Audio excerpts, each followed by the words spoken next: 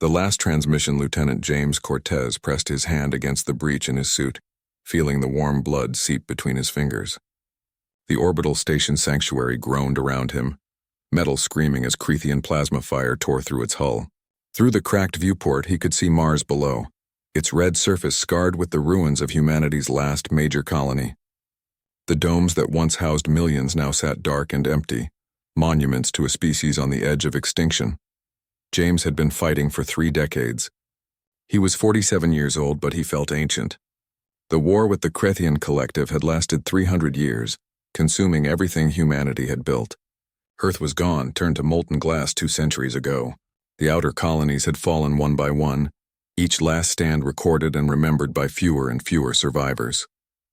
Now there was just James alone on a dying station, watching the enemy fleet close in for the final kill. He limped toward the command center, leaving a trail of red droplets floating in the low gravity. His rifle was empty, discarded somewhere in the lower decks along with the bodies of the Crethian soldiers he had killed. They would send more. They always sent more. The collective had billions of warriors across 1,000 worlds. Humanity had James, and after today, humanity would have nothing. The command center was a mess. Consoles sparked and flickered, displaying damage reports that no longer mattered. James collapsed into the captain's chair, the same chair where Commander Williams had sat before the Crethians boarded 3 days ago. Williams was dead now, along with the rest of the crew, 53 people who had believed they could hold this station, protect the archive, buy humanity one more day. James had bought that day. He had bought 3 of them, but there would be no 4th. He pulled up the station's main database, his hands shaking. This was why they had fought. This was why Williams had ordered everyone to their posts even when they knew it was hopeless. The Sanctuary Archive contained everything, 300,000 years of human history, from cave paintings to quantum mathematics, music that could make you weep, poetry that could make you dream, philosophy that could make you question everything, the hopes and fears and struggles of billions of people, all compressed into data that would die when this station exploded, unless James did something about it. His fingers moved across the console, bringing up the long-range communication array. It was damaged but functional. He could send a message, broadcast it across every frequency humans had ever used. The Crethians would intercept it, of course. They would study it, analyze it, maybe even laugh at humanity's final desperate act. But they would not be the only ones listening. There were other species out there, thousands of civilizations across the galaxy. Some were part of the collective, conquered and controlled. Others remained independent, watching from the shadows as humanity burned. James wanted them all to hear this. He wanted the galaxy to know what they were losing. He activated the recording system and took a deep breath. Blood bubbled at the corner of his mouth. He wiped it away and began to speak. "My name is Lieutenant James Cortez, service number 773942, Alpha. I am human. I am the last human." His voice cracked and he paused, steadying himself. "If anyone finds this message, if anyone out there is listening, I want you to know what we were. I want you to understand what the Crethian collective has destroyed." He pulled up images from the database, letting them play across the screens. Children laughing in parks. Cities glowing with light. Ships leaving Earth for the first time, reaching toward the stars with wonder and hope. "We were explorers," James continued.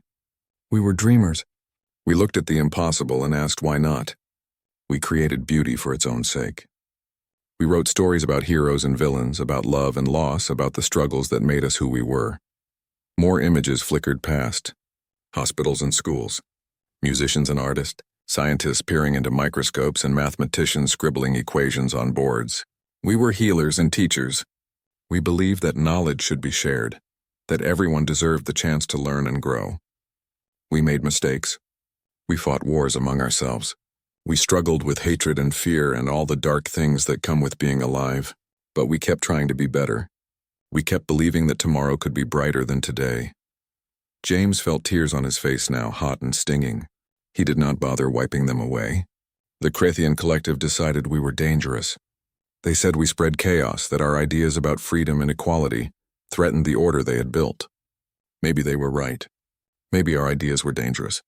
Because we believed that every thinking being had the right to choose their own path. We believed that no one should be forced to bow to masters they did not choose. We believed in second chances, even for our enemies. He leaned forward, staring into the camera with fierce intensity. I am dying. This station is dying. Humanity is dying. But our ideas do not have to die with us. Someone out there might hear this message.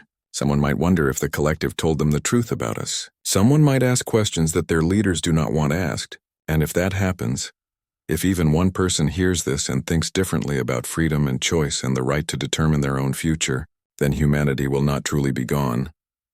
The station shuddered violently. Alarms blared as another section depressurized. James ignored them.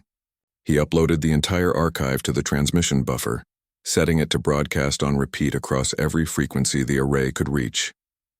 It would take hours for the full transmission to complete, but he had encrypted it, hidden it inside layers of standard communication protocols.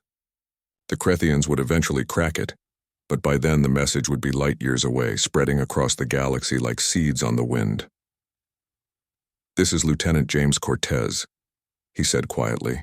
Last of humanity, last guardian of our dreams.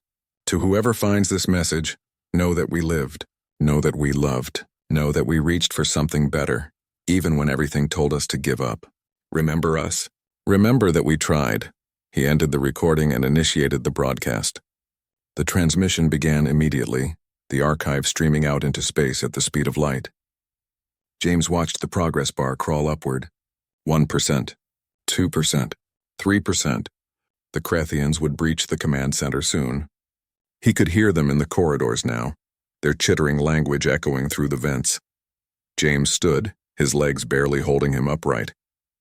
He found a plasma pistol in the emergency locker, checked its charge. Enough for maybe 10 shots. He positioned himself behind an overturned console, facing the sealed door. The progress bar read 15%. Not enough. He needed more time. The door exploded inward and Krethian soldiers poured through. They were insectoid creatures, each one standing 7 feet tall on 4 legs, their compound eyes glittering in the emergency lighting.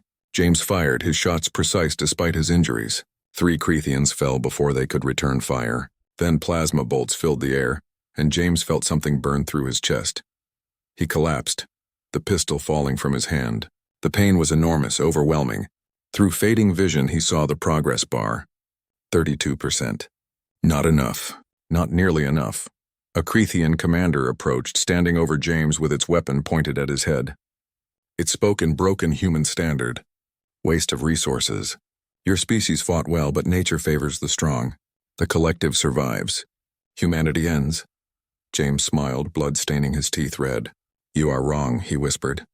You can kill us all. You can burn our worlds. You can erase every trace of our existence. But you cannot kill what we believed in. Ideas do not die. They spread, they grow, they inspire. And someday someone will hear our message and remember that the collective can be beaten. The commander's mandibles clicked together in what might have been laughter, delusion. Your message will be intercepted and destroyed. Maybe, James agreed. Or maybe it will reach someone who needs to hear it. Someone who is tired of bowing. Someone who wants to choose their own path. You will never know until it is too late. The commander raised its weapon. James closed his eyes, thinking of Earth, of the blue skies he would never see again, of the billions of humans who had lived and loved and dreamed before the war took everything. He thought of the message spreading across the galaxy, carrying humanity's voice to places the Krethians could not control.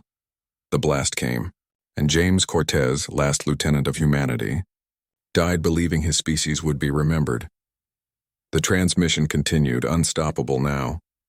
It spread through space, bouncing off relay stations and satellites, carried by the basic laws of physics that no empire could suspend. The Krethians tried to stop it, sending signals to corrupt the data, but the encryption held.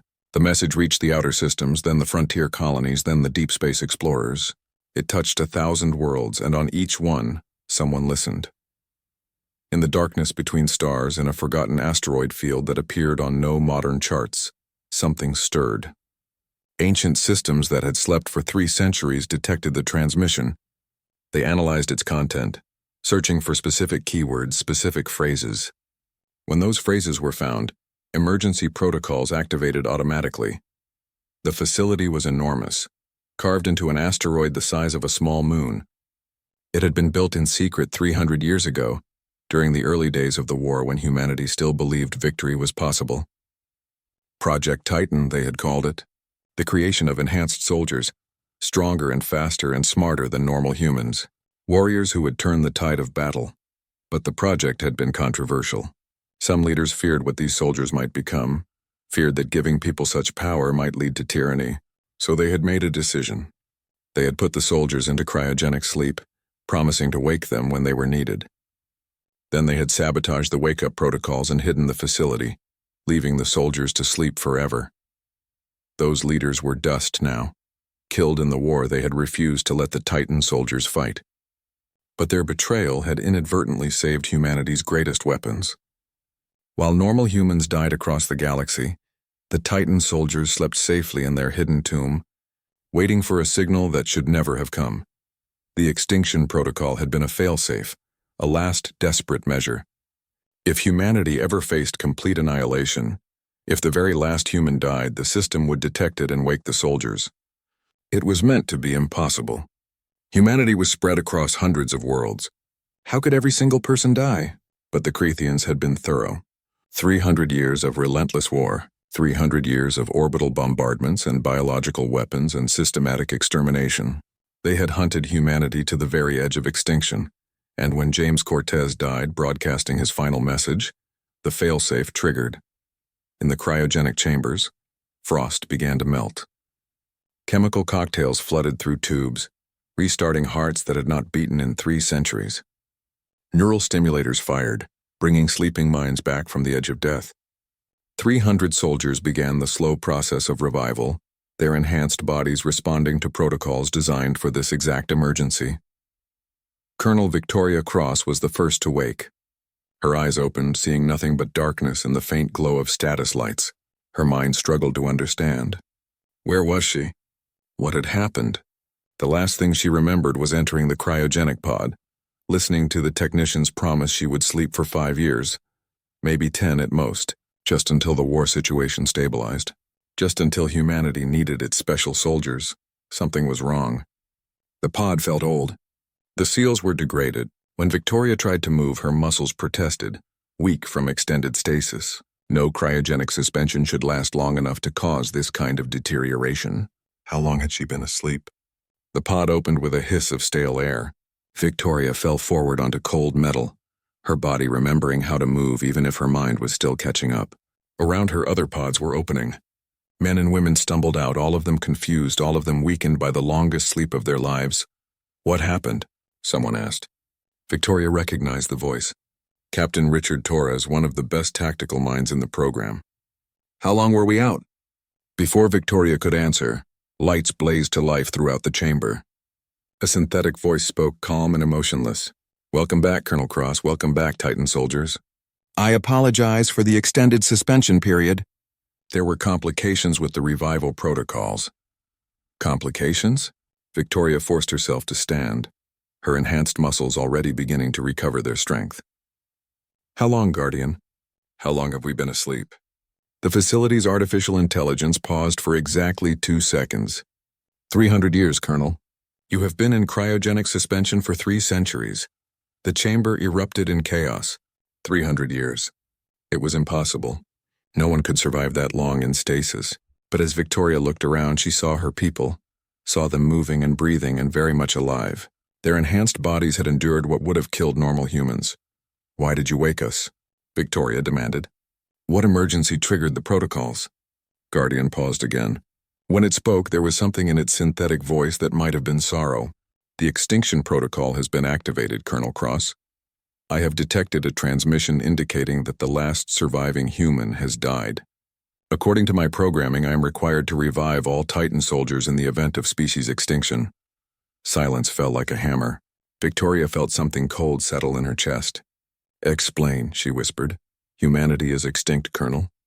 The war with the Crethian collective continued for 300 years. Every human colony was destroyed. Every ship was hunted down. 3 hours ago, the last surviving human, Lieutenant James Cortez, died while defending an orbital station above Mars. He broadcast a final message before his death. I will play it now. James Cortez's face appeared on screens throughout the chamber.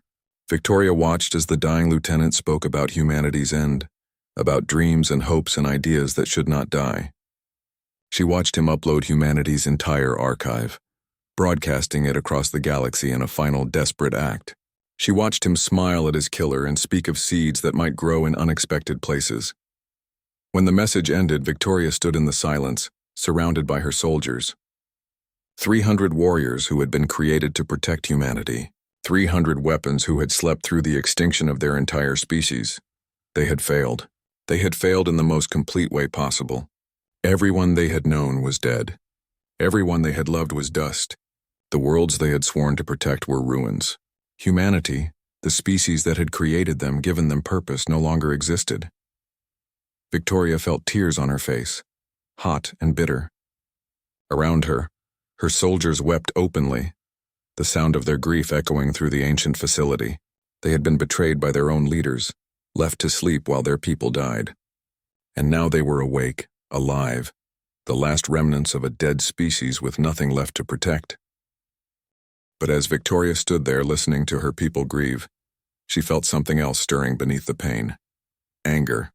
Cold, focused, absolute anger. The Crethian Collective had done this. They had hunted humanity across the galaxy. They had destroyed everything humans had built. And they thought they had won. Victoria raised her head, looking at the screen showing James Cortez's final message. The lieutenant had died believing humanity's ideas would survive. He had broadcast their history, their culture, their values across the galaxy, hoping someone would listen. Guardian, Victoria said, her voice steady now. Show us everything. Show us the entire 300 years. Show us how humanity died. Yes, Colonel. For the next 6 hours, the Titan soldiers watched their species die. They saw Earth burn. They saw the colonies fall one by one. They watched desperate battles and heroic sacrifices. They watched humans fight with courage and determination even when victory was impossible. They watched their people refuse to surrender, refuse to give up, refuse to stop believing that somehow, someway, they would survive, and they watched the Crethian Collective exterminate them anyway. When it was over, when the last image had faded, Victoria stood before her people. 300 soldiers, the last of humanity, looking to her for purpose. We failed, she said simply. We were created to protect them, and we slept through their extinction. Nothing we do can change that. Nothing we say can bring them back. She paused, letting the weight of those words settle. But we can do something else. We can make sure the Crethians regret what they did. We can avenge every human who died. We can become the nightmare that haunts them. And we can prove that James Cortez was right. Humanity's ideas will not die. Captain Torres stepped forward. What are you proposing, Colonel? Victoria smiled, but it was not a happy expression. The Crethians think humanity is extinct. They think they won. Let them keep thinking that. We will become ghosts. We will strike from the shadows. We will hit their supply lines, their bases, their leaders. We will make them afraid. And while we are doing that, we will search for any other humans who might have survived. Anyone in stasis, anyone in hidden colonies, anyone the Crethians might have missed. We will wake them. We will protect them. And we will rebuild. Rebuild what? Someone asked. Humanity is gone. Humanity is standing right here, Victoria said fiercely. We are human. Enhanced, modified, but human. And as long as one of us draws breath, humanity is not extinct. The Crethians wanted to erase us. Instead, they created something worse. They created 300 immortal soldiers with nothing left to lose. She looked around at her people, saw the grief in their eyes transforming into something harder. James Cortez broadcast our history across the galaxy. He wanted other species to know what we believed in: freedom, equality, the right to choose our own path. Those ideas terrified the collective enough to commit genocide. Now we are going to show them why those ideas are so dangerous. We are going to make them wish they had never heard the word human. The soldiers began to nod. Victoria saw purpose returning to their faces, saw them standing straighter, saw the legendary Titan warriors emerging from their grief.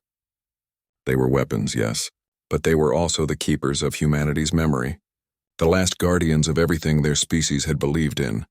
Guardian, Victoria commanded. Begin full facility reactivation. Prepare all equipment and weapons. Start gathering intelligence on Crethian positions and defenses. We have work to do. Yes, Colonel. Beginning reactivation sequence. Colonel, there is one additional matter. What? When the extinction protocol activated, it triggered a secondary transmission. A signal was sent to coordinates in deep space beyond explored territory. The signal uses encryption I do not recognize. It appears to be very old, perhaps predating even Project Titan. Victoria frowned. What kind of signal? Unknown, Colonel. But something responded. I'm detecting a return transmission from the target coordinates. Whatever is out there, it knows we are awake. A chill ran down Victoria's spine. When will the transmission reach us? Approximately 6 months, Colonel. The signal is traveling at light speed from a very distant location. Victoria filed that information away. It was a problem for later. Right now they had a more immediate concern. Very well. Monitor the transmission. Alert me when it arrives. In the meantime, we have a war to start. She turned to her soldiers, to the 300 warriors who had woken to find themselves orphaned by time. Titan soldiers, we have our mission. The Crethian collective believes it is safe. They believe they have won. They believe humanity is gone.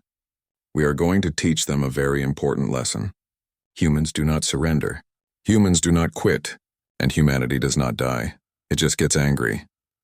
The Titan soldiers cheered, their voices echoing through the ancient facility. They had purpose again. They had a reason to fight. And somewhere in the darkness of space, James Cortez's message continued spreading. Touching worlds and inspiring questions that the Crethian collective would soon learn to fear. Humanity might have perished, but its forgotten warriors had opened their eyes, and the galaxy was about to discover that humanity's greatest strength was not in living, it was in refusing to stay dead. Ghosts of humanity. The war room of the Titan facility hummed with activity. Victoria stood at the central holographic display, watching as Guardian projected real-time intelligence across the three-dimensional map. Red markers indicated Crethian military installations. Blue dots showed civilian population centers. Green highlighted resource extraction sites and manufacturing complexes. The entire galaxy was painted in the colors of an empire that believed itself invincible. Captain Torres stood beside her, his enhanced eyes scanning the data streams faster than any normal human could process. They have spread far since we went to sleep.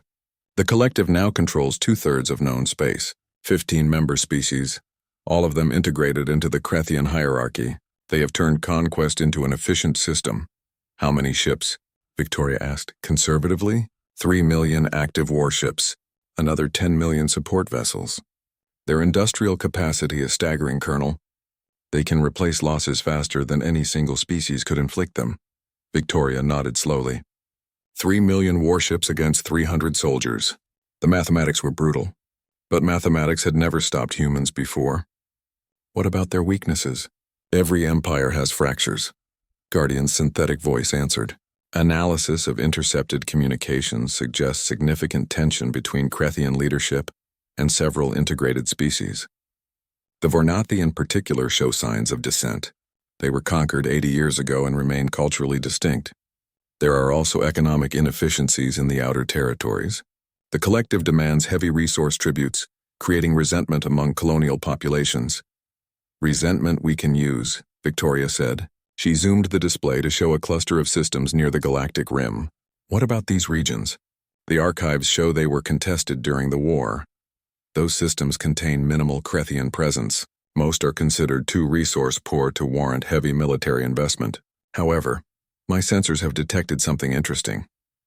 Guardian highlighted 3 specific systems. These locations show signs of human settlement architecture. Old colony structures, abandoned but intact. Victoria felt her pulse quicken. Could there be survivors? Unknown, Colonel. The settlements appear dormant. However, I am detecting faint power signatures that match human technology. It is possible stasis facilities remain operational. Torres leaned forward, his expression intense. If there are humans in stasis, we need to reach them before the Crethians do. Once they realize we are active, they will search for other survivors. Agreed. Victoria studied the map, calculating distances and risks. Guardian, how many ships do we have operational? 4 corvettes and 2 destroyers. All vessels are equipped with stealth technology that predates current Crethian detection systems. They should be able to move undetected for limited periods. 6 ships for 300 soldiers. Victoria allowed herself a thin smile. We have worked with worse odds. Torres, select 40 of our best. You will take 2 corvettes to these coordinates. She marked the systems with potential survivors. Find out if anyone is there. If they are, wake them and bring them home. Avoid combat if possible. We cannot afford losses yet. Understood, Colonel. What will you do? Victoria turned to address the assembled soldiers. Over the past week, they had been regaining their strength, training in the facility's combat simulators, preparing themselves for war. They looked ready. They looked dangerous. The rest of us are going hunting. The collective thinks humanity is extinct. We are going to let them keep believing that while we destroy everything they value. She pulled up a new section of the map, highlighting a remote system with a single installation. This is Research Station Vector 9.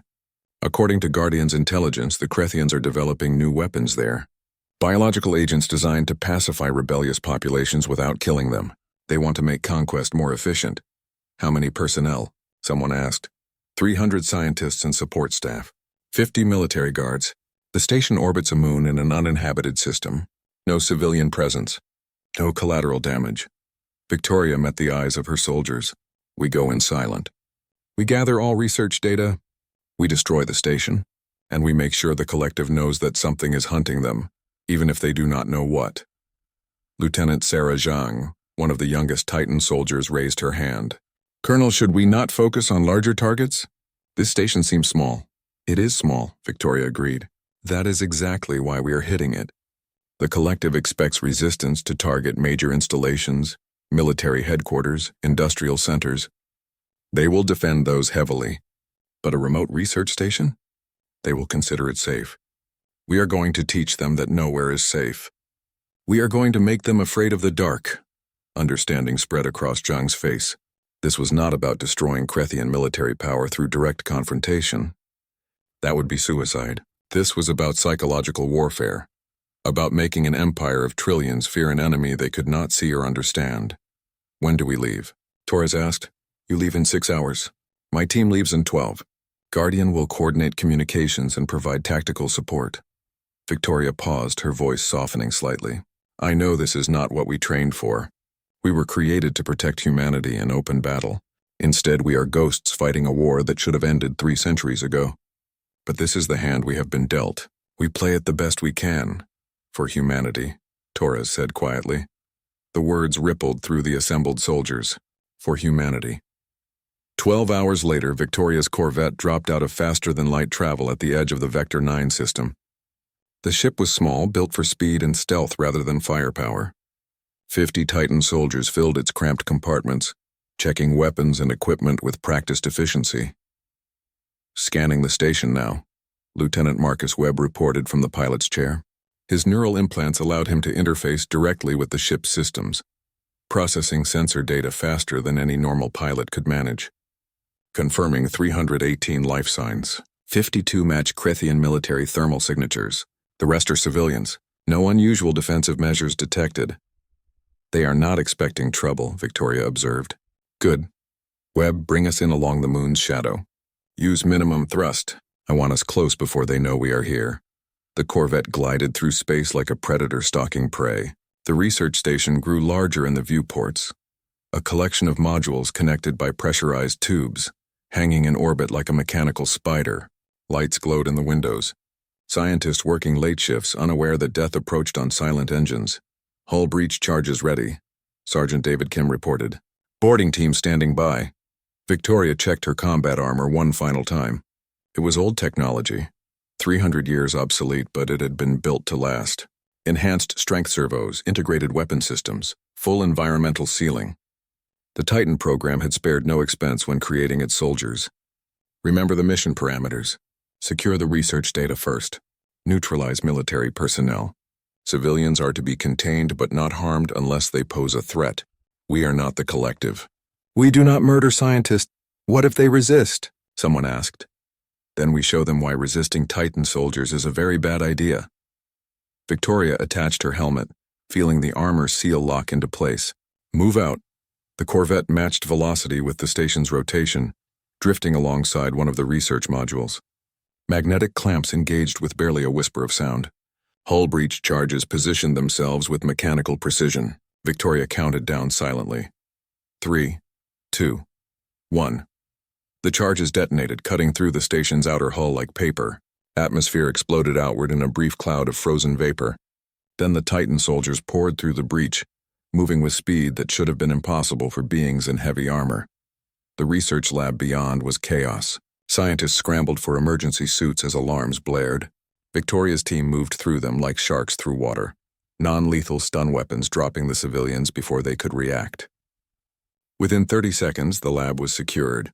Not a single shot had been fired. Team 2 status? Victoria asked through the communication channel. Main data center secured, Torres replied. He had taken a second team through a different breach point. Downloading research files now. Colonel, you need to see what they were working on. Victoria accessed the data feed through her neural link. Files scrolled past her vision. Technical documents describing biological weapons of horrifying sophistication, nerve agents that induced paralysis, genetic modifiers that reduced intelligence and resistance to authority, atmospheric processors that could make entire populations docile and compliant. They were going to use this on their own people, Victoria said, disgust heavy in her voice. The collective was developing weapons to control their subject species more efficiently. Not just control, Torres corrected grimly. The documentation mentions testing. They used these weapons on populations that resisted integration, 12 worlds, billions of people. They called it pacification therapy. Victoria felt cold fury settle in her chest. The Crethians had not just destroyed humanity. They were systematically erasing the free will of every species under their control, turning living beings into obedient slaves. This was not conquest. This was extinction of everything that made life worth living. Download everything, she ordered. Every file, every test result, every communication. We are going to make sure the galaxy knows what the collective really is. Military forces approaching from the barracks section, Webb reported. 50 hostiles armed with plasma rifles. They are moving to engage. All teams combat protocols. Lethal force authorized. Victoria switched to full combat mode, her armor's weapon systems coming online. She positioned herself at the entrance to the lab, her enhanced reflexes allowing her to process tactical information faster than normal time seemed to flow. The Crethian soldiers burst through the door, their insectoid forms moving with trained precision. They were good. They were professional warriors who had conquered hundreds of worlds, but they were not enhanced. They were not Titan soldiers. Victoria moved before they could acquire targets. Her armor's integrated weapons fired with computer-guided precision, plasma bolts striking with lethal accuracy. 3 Crethians fell in the first second. Her squad moved with her, a coordinated assault that gave the enemy no time to react. The Crethians tried to return fire, but they were too slow, too vulnerable, too ordinary. The battle lasted 18 seconds. When it ended, 50 Crethian soldiers lay dead and not a single Titan had been injured. This is too easy, Lieutenant Zhang said, sounding almost disappointed. I expected more resistance. They have not fought a real enemy in generations, Victoria replied. The collective wins through numbers and industrial might. They have forgotten what it means to face warriors who are actually dangerous. She surveyed the carnage dispassionately. Let this be the first lesson. Set the charges. We leave in 5 minutes. The Titan soldiers moved with practiced efficiency, placing explosive charges throughout the station. They gathered the stunned civilians in the main hangar, securing them in emergency pods that would keep them safe when the station exploded. Victoria might hate what these scientists had created, but she would not murder helpless people. That was not what humans did. Data download complete, Torres reported. All research files secured. Colonel, should we look for anything else? Victoria was about to order extraction when Guardian's voice crackled through her communication system. Colonel Cross, I am detecting an incoming transmission to the research station. Crethian Military Command is requesting a status report. If the station does not respond within 3 minutes, they will investigate. Can you spoof a response? Negative, Colonel.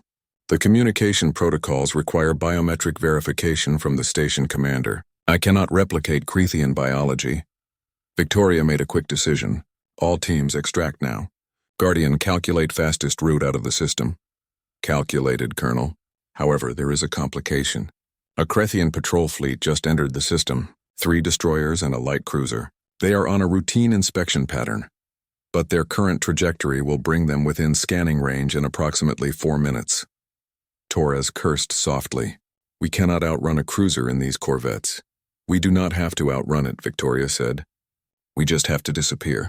Webb, take us into the moon's atmosphere, deep as you can go. Colonel, these ships are not rated for atmospheric flight. I know. Do it anyway. The corvette detached from the research station and dove toward the moon below. Behind them, the charges detonated in a sequence of brilliant explosions. The station broke apart, modules tumbling through space in slowly expanding debris fields. The emergency pods scattered in all directions, their distress beacons activating automatically. Krethian fleet is responding to the explosion, Guardian reported. They are moving to investigate. Patrol pattern has changed. They are beginning active scans. The corvette hit the moon's thin atmosphere, shaking violently as aerodynamic forces grabbed the hull. Webb fought the controls, his enhanced reflexes keeping them stable through turbulence that would have torn a normal ship apart. They dropped below the cloud layer, skimming over a landscape of ice and rock. Krethian scans passing overhead, Webb said tensely. They are searching debris for survivors. Wait, they are detecting the emergency pods. One destroyer is moving to recover them. Victoria watched the tactical display tracking the Krethian ship's movements. They were focused on the station's remains, on rescuing the scientists in their emergency pods. They were not looking down at the moon's surface where two human corvettes hid in the thin atmosphere, their stealth systems making them nearly invisible against the icy terrain. How long until we can safely jump to faster than light? Victoria asked. 20 minutes, Colonel. We need to clear the moon's gravity well first, and then we wait. Maintain silent running. Guardian, status on the other teams? Captain Torres's team has successfully extracted. They are currently en route to the first potential survivor site. No complications reported. Victoria allowed herself a small measure of relief. The mission had been a success. They had destroyed a major research facility, secured valuable intelligence, and escaped without casualties. The collective would know they were under attack, but they would not know by whom. Not yet, Colonel, Lieutenant Zhang said quietly. The Krethians are recovering the scientists. They are bringing them aboard their destroyer. Victoria watched on the tactical display as the rescue operation proceeded. The scientists who had created weapons to enslave billions were being saved by their own people. They would report what happened. They would describe the attack by unknown forces, and the collective would begin asking questions it could not answer. Good. Let them wonder. Let them fear. Gravity well threshold reached, Webb reported. We can jump safely now. Set course for the rendezvous point. Maximum stealth. Leave no trace. The corvette climbed back into space, its engines firing in carefully controlled bursts that mimicked natural phenomena. The Krethian ships continued their rescue operations, unaware that their enemy was slipping away right under their sensors. As they prepared to jump, Victoria took one last look at the destroyed research station. This was just the beginning. One facility destroyed, but the collective had thousands more. This would be a long war, fought from the shadows by soldiers who should not exist against an empire that believed itself invincible. But Victoria had learned something important from this first strike. The Krethians were not prepared for an enemy like the Titans. They had grown comfortable in their dominance, lazy in their security. They expected rebellions from conquered species. They expected piracy and terrorism. They did not expect surgical strikes by enhanced warriors using technology they could not detect. That advantage would not last forever. Eventually, the collective would adapt. But until then, the Titans would make them bleed. Jump in 3, 2, 1. The corvette vanished into faster-than-light travel, leaving behind only questions and fear. 3 days later, Captain Torres stood in the cryogenic facility they had discovered on an abandoned colony world. The facility was old, its systems running on emergency power, but it was functional. And it was occupied. Guardian scans were correct, Torres said into his communication link. We have 5,000 stasis pods here. All of them active, all of them containing humans. Victoria's voice crackled back. Condition of the pods? Stable. These people have been asleep for approximately 280 years. They were colonists frozen before the war intensified. Someone must have hidden this facility and then died before they could return to wake them. Can we safely revive them? Torres consulted with the facility's medical AI. Yes, but it will take time. The revival process for this many people requires careful sequencing. We are looking at 6 weeks minimum to wake everyone safely, then begin the process. Prioritize medical personnel and engineers. We need people who can help expand our base of operations. Torres, this changes everything. If we found 5,000 survivors here, there might be more. Already on it, Colonel. We are analyzing colonial records. There were dozens of hidden facilities like this one. Most were probably destroyed during the war, but some might have survived. Victoria was silent for a moment. When she spoke again, her voice carried a weight of emotion she rarely showed. 5,000 people, Torres. 5,000 humans who were supposed to be extinct. We actually did it. We found survivors. We found family. Torres corrected softly. For the first time since we woke up, we are not alone. The first colonist to wake was a woman named Dr. Sarah Mitchell. She had been a xenobiologist, studying alien ecosystems on frontier worlds. She opened her eyes in the medical bay, surrounded by faces she did not recognize, wearing armor that looked like something from a military archive. "Where am I?" she asked, her voice rough from centuries of disuse. "What happened?" "The war." Torres knelt beside her medical bed, his expression gentle despite the intimidating armor. "Dr. Mitchell, my name is Captain Richard Torres. I need you to stay calm while I explain something difficult. You have been in stasis for 280 years. The war continued long after you went to sleep. Humanity lost. Earth is gone. The colonies are destroyed. You and the others in this facility are among the last humans alive."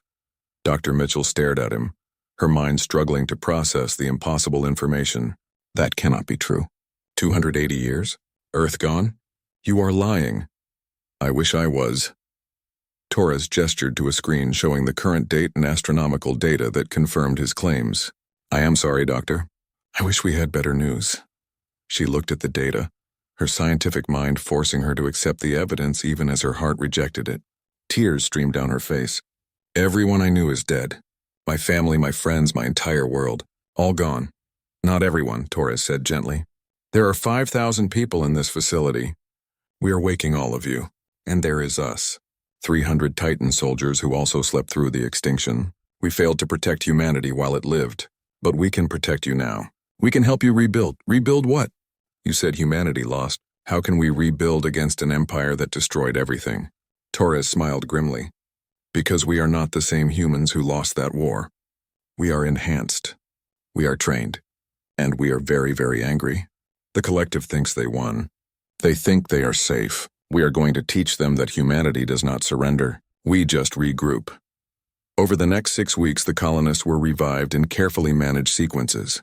They woke to a galaxy that had moved on without them, to the knowledge that everything they knew was gone. Many broke down. Some fell into despair. But slowly, with the help of the Titan soldiers, they began to adapt. Dr. Mitchell proved invaluable. Her expertise in xenobiology helped them understand Cretan psychology and biology. Other colonists contributed their own skills. Engineers, doctors, teachers, farmers. The full spectrum of human society preserved in stasis, now working together to survive in a hostile galaxy. Victoria visited the colony facility personally, traveling in a heavily armed convoy to meet the survivors. She stood before them in the main assembly hall, 300 tired, frightened, grieving people looking to her for answers. "I know you are scared," Victoria said. "I know you are mourning everything you lost. I cannot give you back your old lives. I cannot undo the war. But I can promise you this. As long as one Titan soldier draws breath, you will be protected. We were created to defend humanity. We failed once. We will not fail again." An elderly man stood up, his face lined with grief. "What is the point? The collective has already won. Humanity is extinct except for us. We are ghosts haunting a galaxy that has moved on." "Then we will be the most dangerous ghosts in history," Victoria replied. "The collective destroyed humanity because we spread ideas they could not control. Freedom, equality, self-determination. Those ideas terrified them enough to commit genocide. Now we are going to prove they were right to be afraid. We are going to spread those ideas again. We are going to find every species suffering under collective rule and show them there is another way. And while we do that, we are going to make the Crethians regret every human they killed. Revenge will not bring back the dead," the old man said. "No, it will not," Victoria agreed. "But it will make sure they did not die for nothing. James Cortez, the last human who died in the war, broadcast our entire history across the galaxy.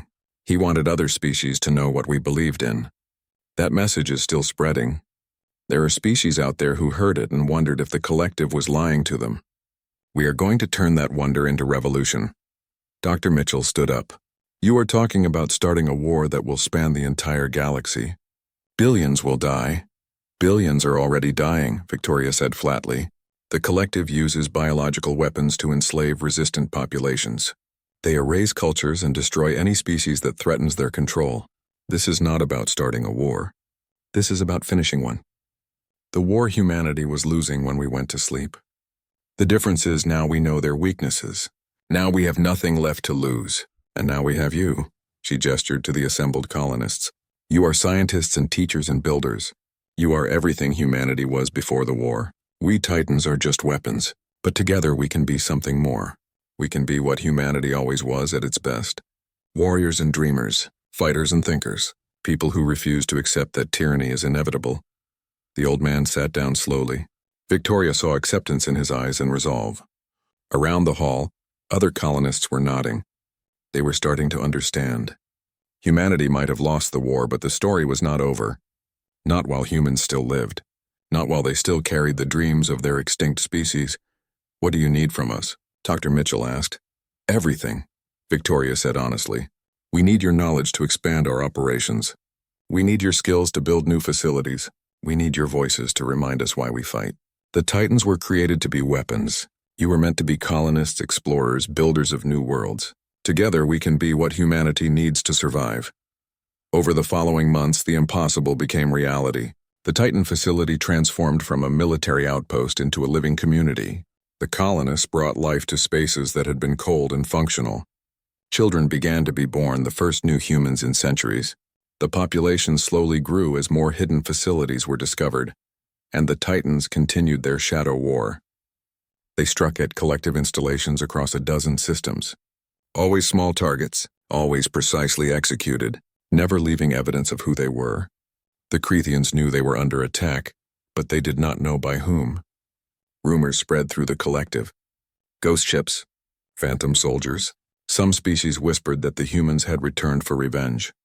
Victoria stood in her quarters one night, reviewing intelligence reports, when Guardian's voice interrupted. Colonel Cross, the transmission from deep space has arrived. The one that was triggered by our awakening. Would you like me to decrypt it? Victoria felt a chill run down her spine. She had almost forgotten about that mysterious signal. Yes, show me. The message was short, encoded in a cipher so old that Guardian required hours to crack it. When the translation appeared, Victoria read it 3 times, unable to believe what she was seeing. Titans of humanity. We are the guardians of last hope. We are the failsafe beyond the failsafe. We have been waiting 3,000 years for someone to activate the extinction protocol. If you receive this message, humanity has fallen, but you have awakened. That means the species can still be saved. Coordinates are attached. Come to us. Learn what humanity truly was. Learn what you were always meant to become. The war is not over. It has not even truly begun. Victoria stared at the message, her mind racing. 3,000 years. A failsafe beyond Project Titan? What could it possibly mean? Guardian, verify these coordinates. Verified, Colonel. They point to a location in the galactic core. The region is unmapped and considered inaccessible due to intense radiation and gravitational anomalies. How long to reach it? Approximately 3 months at maximum, faster than light speed. Colonel, I must advise against this course of action. The message's origin is unknown. This could be a trap. Victoria looked at the coordinates, at the promise of answers to questions she had not known to ask. Somewhere in the galactic core something was waiting. Something that had been waiting for 3 millennia.